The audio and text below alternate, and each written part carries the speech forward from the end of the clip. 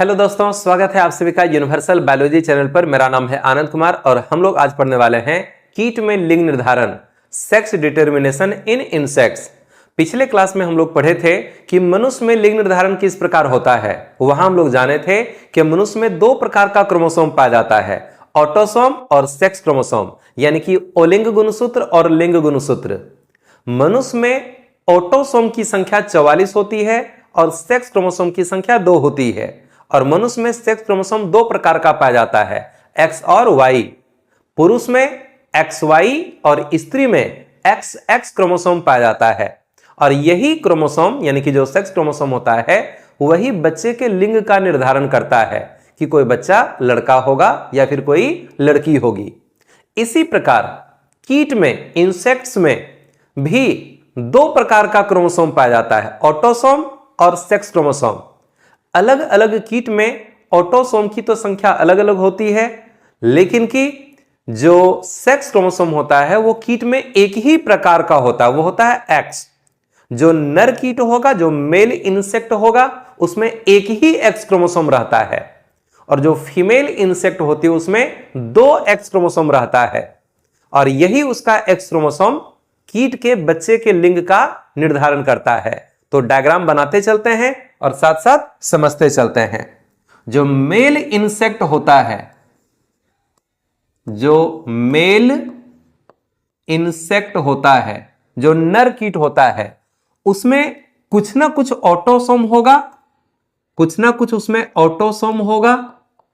क्योंकि अलग अलग कीट में ऑटोसोम की संख्या अलग अलग होगी, इसलिए कुछ संख्या फिक्स लिख नहीं सकते हैं। जितना भी ऑटोसोम हो, एक ही एक्स क्रोमोसोम रहेगा, एक ही एक्स क्रोमोसोम रहता है, दूसरा है ही नहीं, इसलिए हम उसे वहां 0 लिख सकते हैं। ठीक है। और जो फीमेल इंसेक्ट होती है, जो फीमेल इंसेक्ट होती है, उसमें भी कुछ ना कुछ ऑटोसोम रहेगा, ओलिंग गुणसूत्र रहेगा, चाहे जितना भी हो जाए। लेकिन फीमेल में 2 एक्स क्रोमोसोम पाया जाता है। ठीक है।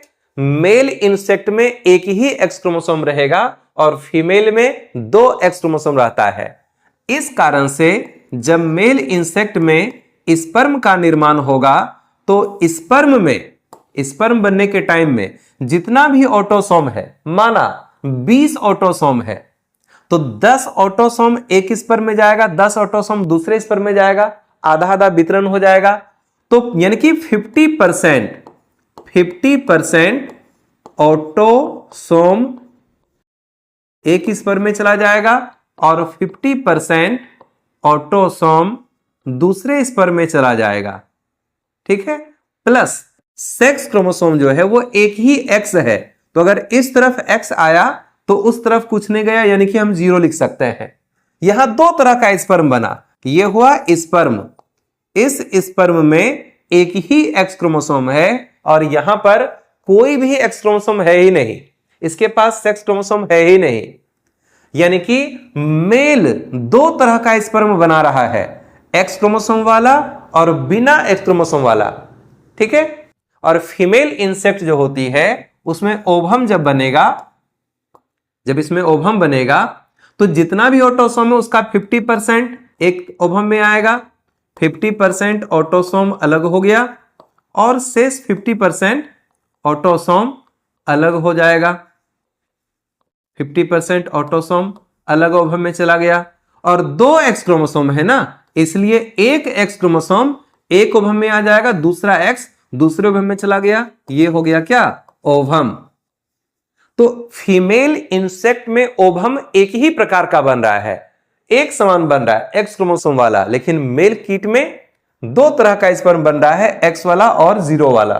ठीक है। अब अगर एक्स क्रोमोसोम वाला स्पर्म इस ओवम से जुड़ता है, अगर एक्स क्रोमोसोम वाला स्पर्म इस ओवम से जुड़ता है तो बच्चे में 50-50 मिलकर के 100% ऑटोसोम बना लेगा, 100% ऑटोसोम पूरा हो जाएगा। प्लस यहां से x और यहां से भी x, तो बच्चे में XX क्रोमोसोम आया। और XX आने का मतलब है कि XX का मतलब क्या होता है? फीमेल। यानी कि फीमेल इंसेक्ट का जन्म होगा, मादा कीट का जन्म होगा, होगा कि नहीं? अगर यह स्पर्म इस ओवम से भी जुड़ता है तो बच्चे में 50-50 मिलकर के 100% ऑटोसोम हो गया, 100% ऑटोसोम हो गया, और यहां से आया X, यहां से भी X, तो XX का मतलब है फीमेल, फीमेल कीट का यहां जन्म हुआ, ठीक है। और अगर ये 0 क्रोमोसोम वाला, यानी 0, ये जो सेक्स क्रोमोसोम है 0 वाला स्पर्म इस ओवम से जुड़ता है तो बच्चे में 50-50 मिलकर के फिर से 100% ऑटोसोम बना लिया, 100% ऑटोसोम हो गया, ठीक है।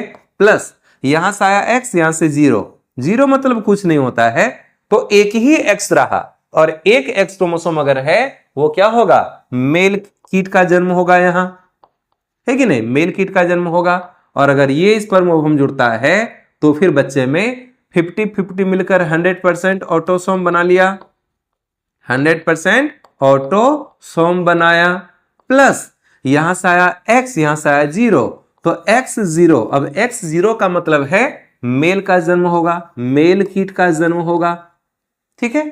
तो हम यहां देख रहे हैं कि निर्भर कर रहा है बच्चे का लिंग निर्धारण मेल पर, कि मेल का कौन सा स्पर्म फर्टिलाइजेशन में भाग ले रहा है। अगर मेल का X क्रोमोसोम वाला स्पर्म फर्टिलाइजेशन में भाग लेगा तो निश्चित रूप से फीमेल का जन्म होगा, फीमेल बच्चे का जन्म होगा। इसके बाद अगर मेल का ये 0 क्रोमोसोम वाला स्पर्म फर्टिलाइजेशन में भाग लेगा तो निश्चित रूप से मेल बच्चे का जन्म होता है। यानी कि कीट में भी मनुष्य के ही समान लिंग निर्धारण निर्भर करता है फादर पर, यानी कि मेल पर निर्भर करता है। और जब मेल 2 तरह का स्पर्म बना रहा है ना, तो हम इसको कहते हैं मेल हेटेरोगेमेटी। अगर मेल 2 तरह का स्पर्म बना रहा है हम कहते हैं इसको मेल हेटेरोगेमेटी, इसको कहते हैं मेल हेटेरोगेमेटी, मेल हेटेरोगेमेटी। मतलब मेल बॉडी में 2 तरह का स्पर्म बन रहा है, X क्रोमोसोम वाला और 0 क्रोमोसोम वाला। तो उम्मीद करते हैं कि आपको ये कीट में लिंग निर्धारण समझ में आया होगा। आप स्क्रीनशॉट लेना चाहते हैं तो ले सकते हैं, ठीक है। तो मिलते हैं फिर अगले क्लास में शॉर्ट वीडियो के साथ, तब तक मन लगा पढ़ते रहिए। Thank you so much, all the best.